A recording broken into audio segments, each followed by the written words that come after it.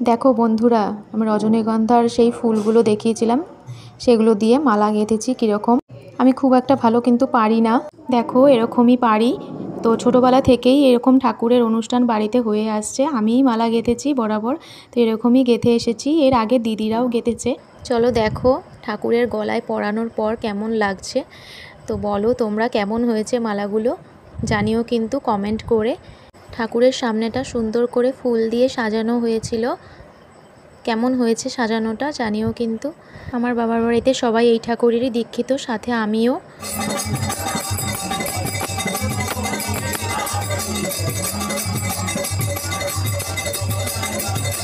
ঠাকুরের নাম সংকীর্তন শেষ হওয়ার পরে প্রসাদের আয়োজন ছিল। দেখো এই দেখো তালের বড়া, লুচি, ঘুগনি, মিষ্টি ছিল, বাতাসা, সন্দেশ এগুলো ছিল প্রসাদে।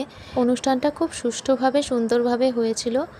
আর কেউ কি আছো এই ঠাকুরের যারা দীক্ষিত, কমেন্টে জানিও। সকলকে জানাই জয় গুরু।